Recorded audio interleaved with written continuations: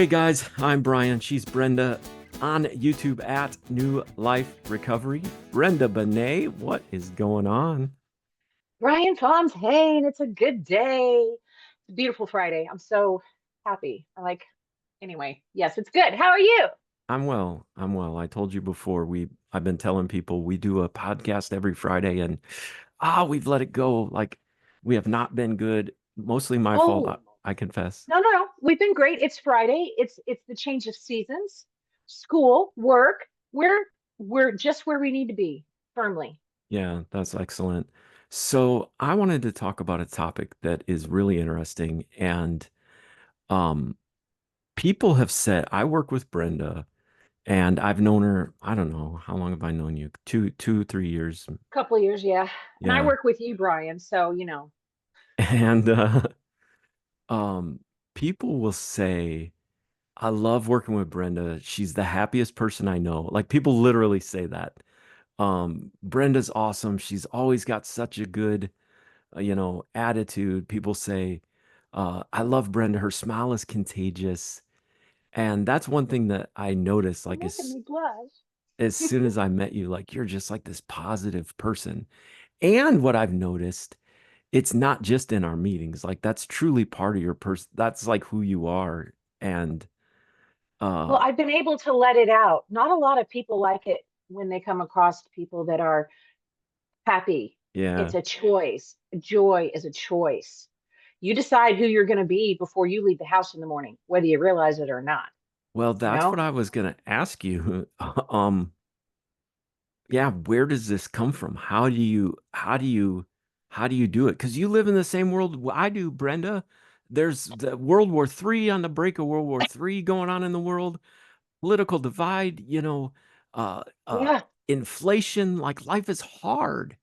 Yes, it is. It is for sure. And I lived so long as a people pleaser in other people's boxes. You can't act like this. You won't be accepted. You can't be this happy. What is the deal with your smile? It looks like you want something. You got something shifty going on here. Are you on drugs? Like, people always look for an excuse. And the thing that I have found, and it was not easy, and it's your own personal journey. What makes me happy is not going to make you happy. And when people are so verklempt, when they don't know how to be happy, they don't want anybody else happy either. A big word They right don't. there. What I'm saying is, I lived too long letting other people define my life because I thought their life is better. They have to know. But I thought their life was better because they had a mom and a dad, because they had siblings, because they had a husband, because their life is better. They have aunts and uncles, they have people that actually care about them. So their life must be better. I have to emulate them. What is Okay. that? What is that meme that I saw? It was a picture of a guy sitting on a bench and it said something like, um, I, the reason something about I can't find joy. And the caption said, because you're looking for it in tomorrow instead of today. I Something, haven't seen that meme, but that's true. yeah, something to that effect. It sounds like that's what I'm hearing you say. I'll be happy when I get married. Yeah. I'll be happy Well, and when I get this new car.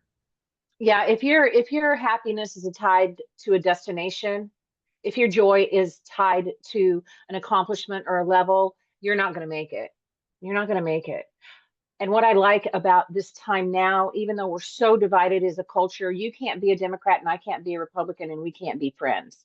This is bad. This is bad for our culture. It's bad for our future. But I already have lived in that community where I have to be a certain way to get past the front door. I have to be a certain way to sit up near the window instead of back by the kitchen or the bathroom. Okay. Even last week, I went to a sporting event and my friend and I walked into a restaurant. The restaurant is completely empty. You know where they set us? 3 rooms back, right in front of the bathroom. I was so irritated. We could have sat anywhere. Why did you purposefully wind us all the way back there? I know why, because I worked in the entertainment industry. I also worked in the hospitality industry. I know why they set us all the way in the back. But you know what? I don't care. Like, it didn't affect my meal was great. The tuna tartare was awesome. The company was stellar. We got to stop getting bogged down on being seen in the front window. We got to stop being bogged down in other people's approval. But Brian, I'm just saying this because I work on it every day. I work on it every day. And when I go into our groups and I see our members, I automatically get happy. Like, that's not my fault. I just let it loose because our members are showing up to change their lives. There's 168 hours in every week. They're giving us 1 hour, they're giving themselves 1 hour. These Mm. people have got jobs and kids and multitasking, and they're working on their sobriety. I'm here. Please let me thank you for allowing me to walk alongside of you and be your encourager. I've had too many decades without it. I've had too many decades of having to put I think I've even talked about this here, a post-it note on the mirror in my bathroom that says, I love you, and how it just broke me down to tears for 6 months when I had that stupid post-it note up there because I didn't even know how to love myself. I'm Wow. sorry, you got me on a tangent. No, and Joy is a choice. that's good.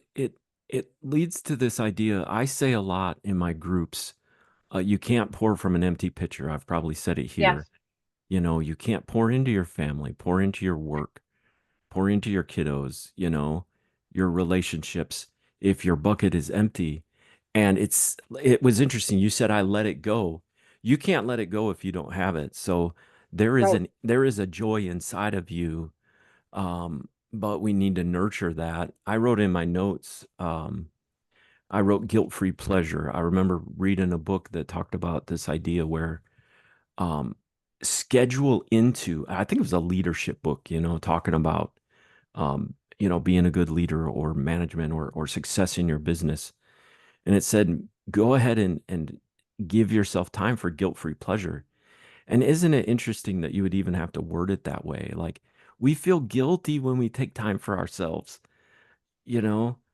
I have something for that, Brian. I have something for that because I heard it 2 weeks ago and it just washed over me. So when we were growing up, wherever it is that we grew up, you had to get home from school, do your homework, do your chores, and then you could have fun. Get home, do your homework, do your chores. Now that we're adults, we don't know how to have fun because there's always a chore. There's always work. Right, There's always something that right. needs to be done, and we don't know how to stop and have a scoop of homemade peanut butter ice cream. And if you love yourself enough, if you love your kids and your wife and your work and all of your responsibilities enough, then take the time to bless yourself with those things in moderation, of course. We were Of talking course, about one scoop, not eight. right, exactly. Exactly. Um, I saw a meme today of a guy getting pushed down the stairs, and the caption was the wife saying, "I told you 10 guitars was enough." Right. So, And I don't know what that's referring to at all. So, yes, right. I mean, like, but reward yourself, love yourself enough to say it's okay. That guilt-free pleasure. Take some time to, in the winter, my wife loves to go tanning, and it's not to get tan. It's because she loves that feeling. You know, bless yourself from time to time. You know, get that massage from time to time. You were talking about a bucket list idea that, you know, I'm sure we'll mention before, as it gets closer, but yeah, do that bucket list type stuff. Make that a priority. Make you a priority. That's good. we get so bogged down with work. So, we used to live and work, or we used to work and live. And now all we do is work. It's got to change. I changed my whole life because all I was doing was working. And now I'm here and I miss so much, but I'm sleeping. I mean, you can't function properly on 4 hours of sleep for an undetermined amount of time. I'm talking decades. It's taken a couple of years just to sleep 6 straight hours. I actually signed up for a sleep study because I thought I had a problem sleeping. No, I was just operating at such a high Oh, wow. frequency Yeah. and at such high stress that I was constantly waking up. What am I late for? Oh my gosh, the Wow. sun is up. Did my alarm not go? I mean, constant, just go, Right. go, go, go, go. And I think so many of us are resonating with that right this second. Like, yes. I wrote a song years ago, and I've shared before. I've, you know, struggled with clinical depression. I wrote a song, and the beginning of it says, I got a good job. I've built a good life, 4 loving kids and a wonderful wife. I drive a Mustang to work in the morning. On the weekends, I race my bike. So why does it feel like I'm dying inside? Mhm. And, you got it all. You got the wife, the kids, I drive a Mustang, I got motorcycles. But life is so fast paced and it's going, it's wash, rinse, and repeat. And there's no time for me in all of this. We lose ourselves in all of this. Mhm. Absolutely. And we Another, don't even know we're doing it because there's the Joneses and there's the Smiths or there's the bachelor's degree or there's the, whatever, yeah, masters, whatever. You know what I'm saying. yeah. Um, Another thing is just having purpose. I think having a sense of purpose, um, you know, that gives us joy, feeling like I matter, feeling like I'm doing something in this world. Um, I have a connection with the God of the universe. That gives me purpose, you know. Um, I'm married, and this is a relationship that God's given me that I need to nurture and foster. I've got these kids, these are things that give us purpose, these social roles. I'm an uncle, you know. These are social roles that I can get into. I'm a neighbor, you know.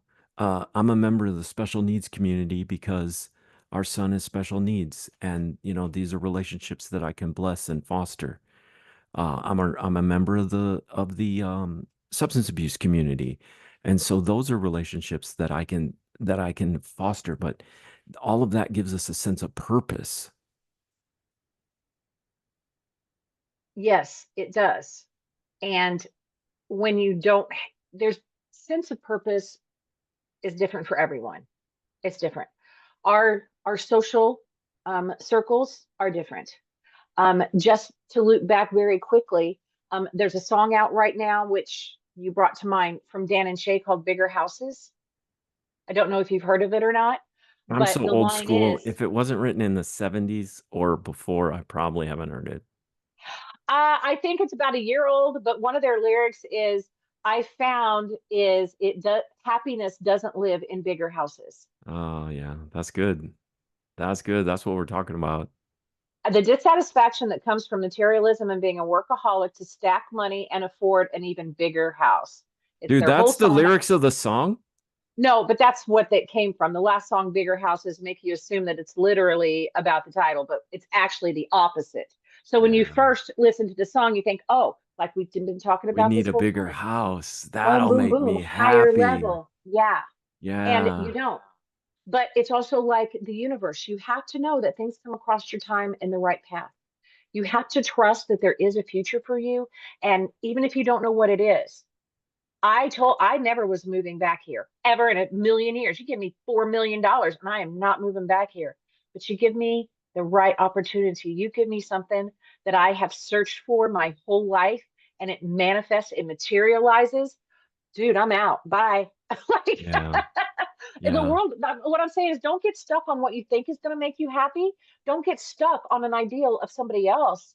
And What's going to bring you joy? When my sister graduated to heaven, I was so sad. I cried. It can wash over me. She's out of pain. That's my joy. She's not confused anymore. That's my joy. She's not angry because of her confusion and because of her pain. That's my joy. Just like you said, Brian, sometimes you got to go two yards down, 2 leagues down to find the peace and the calm. And that is in yourself. It is, but you got to find it. You got to so let it out. what you just said reminded me of, and I hope you don't mind me saying this, and if you do, I'll No, edit it please. out. No, no, no. Go, go. Brenda used to work in like Hollywood. Brenda Yeah. used to work on big shows like you would know, like The Voice, the Grammys. And I have so so much fun. I saw something about the Grammys the other day and how this is the biggest night. And I thought about you like, man, I know someone who was rubbing shoulders with all of those people. And so I'm not saying she arrived. I'm not saying she was the star actress, but dude, there are people who would be like, damn, that's awesome. Like I want that for me. And so here you had this and you were working towards that and rubbing shoulders with some, I won't even tell you what famous people kissed Brenda, because it's not my, Just on the cheek, just on the cheek. No slop and slobber. No, no, no. it's Cheek, not cheek. my Hollywood story to kiss. tell, but you know, famous people that we would all know. And you when you got to meet your dad, you were that, like, that trumpet. You're like, Changed my hey, life. I'm willing to put what the world would say is, dude, wow, how could you ever leave that for something more? It reminds me of this idea that there's actually a spiritual principle, and I'll use it in my group sometimes, even though these aren't spiritual groups, but it's a great principle. It says, godliness with contentment is great gain. You know, the richest person in this room, the richest person listening, isn't whoever of you makes the most money. You know, the richest person is who is ever content. You know, this idea of contentment, like joy can be found when, you know, I found contentment. And if it is rubbing shoulders with the rich and famous, cool.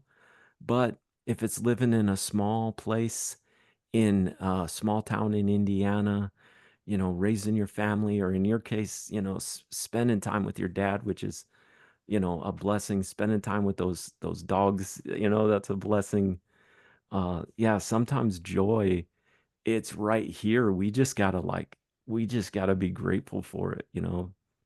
We have to learn to stay still, and it's a learned process. You can't just sit down and say, "Okay, I'm happy." I mean, it's a struggle. Yeah, You're not the same person you were 10 years ago. At least I hope you're not. I know I'm not. I know I try to do good every day, and I know I mess up every day, and then I just wake up, I get to try it again. But what made me happy when I was 22 is not going to make me happy now. Thank goodness I know that. yeah. And how many people really do spend their life chasing stuff, you know? I know people, maybe you do too, um, miserable in life, and you can tell, yet they got the fanciest car, they live in the fanciest neighborhood, they got the fanciest job, and, you know, still chasing that. Um, yeah, It's very hard when you are in a circle where you're only as good as the last thing you've done. They see where you are, but what else is in your future? It's a lot to juggle. It's a lot. It doesn't allow you to be happy right where you are. The thing is live in the moment. But are you living it, or are you just writing down, okay, I did this at 2, I got this at 4. yeah, that's There's good. living and then there's just scheduling. That's good. And I don't think it would be fair to have a conversation about joy without bringing up the Lord God. I mean, um, all of the things that we want in life fall into three categories. I've said this a lot. I wrote it in my books. Um, we are all looking for love, joy, and peace. That's what we're after in life. You know, we want to love and be loved and have be respected. We want to enjoy life, and we want peace. And isn't it interesting? The Bible says the fruit of the Spirit, the first three fruit of the Spirit is love, joy, and peace. And then it gives the rest of the fruit of the Spirit: patience, kindness, goodness, faithfulness, gentleness, self control. They flow out of that. Like, the reason I can be patient is because I've got joy, because I got peace, because I'm loved and I love. You know, the reason I can have self control is because I'm already filled up. My bank is already filled up. You know, I don't need to go turn into other things to find love, joy, and peace outside of God's will. And guys, I know I know that, well, look, not everyone's spiritual. I get that. But yeah, I wanted to bring that up. This is joy comes from the Not Lord. everybody is spiritual, but we as human beings have an innate learning to connect with something, to Yeah. connect with someone. Yeah. And if we look around too much, we have too many options, then we can't ever get a course correction if our foundation is not there. Yeah. And I'll go so far to say this: if you've listened this long, you must not hate us. And, right. So here's the thing. For me, I found Jesus, you know, or Jesus found me, however you want to say. Um, and I've messed up a lot. People who know my story, my gosh, I've messed up a lot, but God's grace is so good. And there's peace in that. There's joy in that. The God of the universe loves me despite myself, despite my terrible, the terrible places I've been and the hurt that I've caused and the lies that I've told and the train wreck I've made of parts of my life. Yeah, there's joy. But I'm God. going to tell you, I'm going to tell you about God, although you know about God. Let me tell you something about God. He already knew what you were going to do. That's where free will comes in. That magic 8 ball, yes or no, flip a coin, yes or no. He already knew. He knew what that coin was going to be. He knew exactly what you were going to do, and he loves you anyway. Yeah, I It's love your that. responsibility to say, I screwed up. It takes a lot of courage to say, man, I suck. Oh my God, that decision was the worst one of my life. What's important is that you don't stack those bad decisions on each other. What's Yeah. important is that you realize I am not perfect. I need to learn something. And maybe I can't learn it the way you learned it, Brian. I didn't learn the way my sister learned. My sister was book smart. She'd open up a book and she'd have that stuff in 10 minutes and compare it all out. Me, I'd open up that book. Anyway, doesn't matter. I learned differently. Hmm. So I want to encourage everybody to learn the way that you learn. And if you don't know how you learn, freaking figure it out. Nobody can teach you about Right. yourself but you. But also don't think God is mad at you. Mm. I'm sorry. I'm sorry. It's huge. And know that when God forgives you, he forgives you. When we as humans forgive each other, sometimes we don't forget and we can like hit at it later. Oh, but remember when you did this and remember when you did this? You know what? God doesn't do that. We do that. God Mm. doesn't do that. God says be better. God And said if you Brenda, go ahead. one thing I've struggled with, and in my years as counseling, I've learned, I would say 80% of people that I've dealt with struggle with something we call invalidation. Somewhere Yeah. along the line, we believe the lie that I'm not good enough. And I think our culture promotes that. I think there's a spiritual aspect to that promotes that narrative as well. But um, so we believe this lie that I'm not good enough. And that is like a shadow over everything we do. And we should do a video on invalidation and really deep into that, dig deep into that. But um, I just encourage you to say, and I know that you didn't mean it like this, but encourage us when we're thinking about joy, consider our self-talk. You said, it's a kind of a humbling thing or something like that. You said to say, boy, I'm terrible or something like that. I messed up.